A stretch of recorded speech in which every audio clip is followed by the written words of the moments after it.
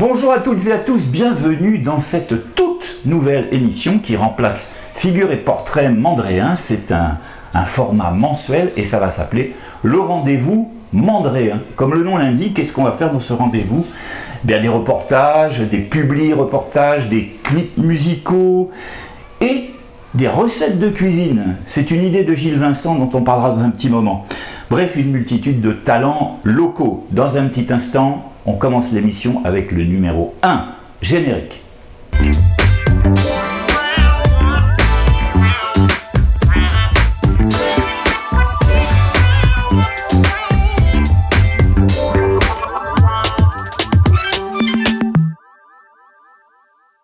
Pour cette toute première émission, il nous fallait un numéro 1, et qui de mieux que le numéro 1 d'un village, le maire Gilles Vincent. Bonjour Gilles. Bonjour. Alors donc c'est une grande première, aujourd'hui, une nouvelle émission qui va nous montrer des talents insoupçonnés. Bon, les mandréens les connaissent ces talents, mais tous les gens qui nous regardent, et comment dire, il y en a d'autres, parce qu'on n'est pas que sur Saint-Mandrier, on diffuse un peu partout, y compris dans le monde entier, et au Japon. Alors ça va quand même très loin. Donc Gilles Vincent, aujourd'hui, on le retrouve en tant que disciple d'Escoffier, et Gilles va nous présenter une recette de cuisine. Alors, disciple d'Escoffier, mais du côté de ceux qui goûtent.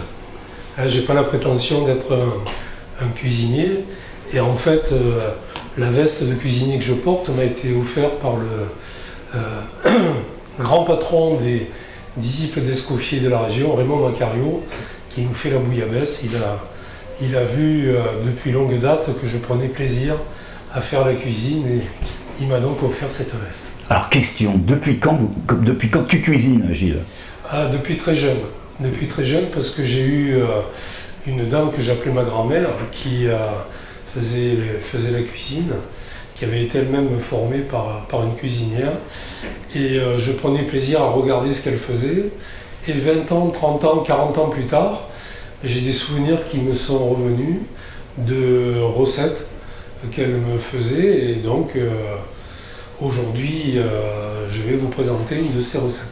Voilà, donc ça répond à la deuxième question, d'où vient la passion ? On le sait, c'est la grand-mère. Quelles sont tes spécialités ? Alors, je dirais celles que j'aime faire, parce qu'il y a des spécialités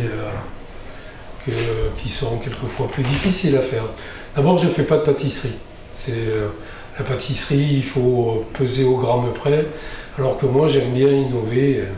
Voilà, donc ce que j'aime bien faire, mais ça, les mandréens ont déjà goûté, c'est la paella, puisqu'on a eu fait des paellas avec Fabienne, que je salue, pour plus de 180 personnes.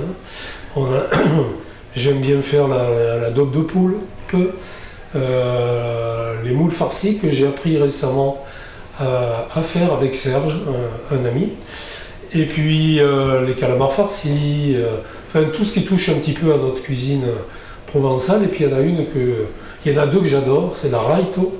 La raito, c'est à base de morue, de pommes de terre et de tomates. Et puis une autre qui est à base de tous les abats de mouton.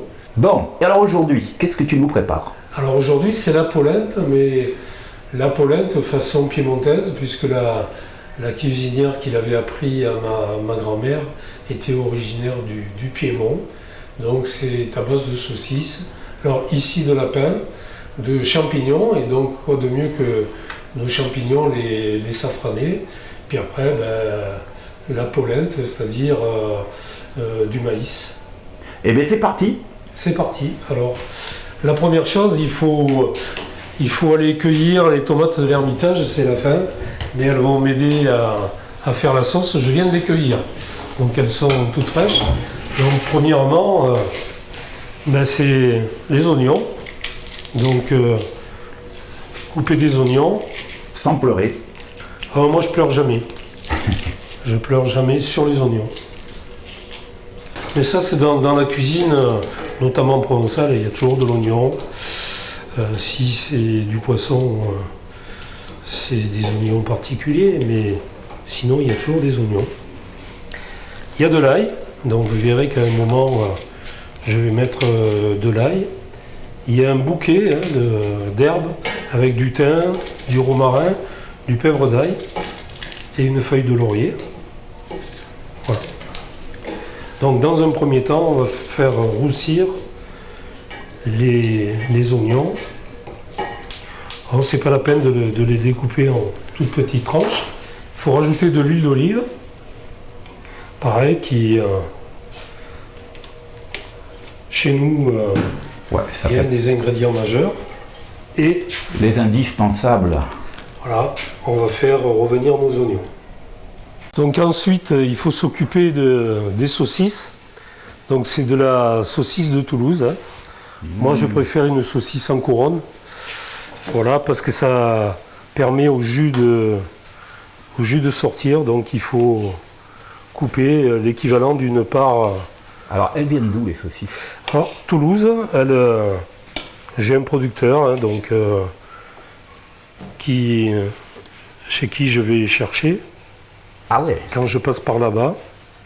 Et là, ce sont des saucisses qui viennent d'une grande surface qui est spécialiste de produits régionaux. On va également se retrouver bientôt le 22 octobre pour la célèbre fête habituelle à Saint-Mandrier, la fête de la Cougourde. Alors là, c'est pareil, il y aura des invités, des surprises. Ah, vous voyez, je filme en même temps que j'anime, ce qui n'est pas évident, mais bon, voilà. Donc dans la polenta, il y a des champignons, en général des safranés. Donc maintenant, on va faire revenir les safranés. C'est des safranés que j'avais mis en bocaux l'année dernière, et là, il n'y en a pas encore. Donc toujours pareil, un peu d'huile. Huile d'olive, j'imagine. De l'huile d'olive. Indispensable. Ensuite, nos safranés. Après, donc, rajouter de l'ail. De toute façon, la cuisine provençale, c'est toujours un peu les mêmes bases. Hein. Donc on met de l'oignon pour commencer à faire cuire. Après, on rajoute de l'ail, des herbes. Ouais. Alors on profite de ce petit temps de préparation où Gilles est en train de préparer les champignons. On en profite pour dire qu'effectivement la recette de cuisine, c'était une idée de Gilles quand j'ai cherché à faire un nouveau concept d'émission. Gilles m'a dit, pourquoi vous ne faites pas des recettes de cuisine locale? Donc voilà, pour la toute première émission, cuisine. Et si ça vous intéresse, vous pouvez me contacter par email. Il y a les mouches qui s'en mêlent là. Vous pouvez me contacter par email sur LRDVM, le rendez-vous mandréen, @orange.fr. Et bien évidemment, ça s'écrit sur l'écran. Donc vous me contactez, il y a la page Facebook du même nom, le rendez-vous mandréen. Donc vous n'hésitez pas à me contacter si vous souhaitez partager ces rendez-vous et partager vos talents, vos recettes, enfin bref, tout ce que vous avez envie de montrer à nos amis mandréens et à tous les autres. Voilà, on va mettre un peu de poivre, un peu de sel et on va les laisser revenir. Voilà. Et pendant ce temps-là, bien sûr, les saucisses sont en cuisson également.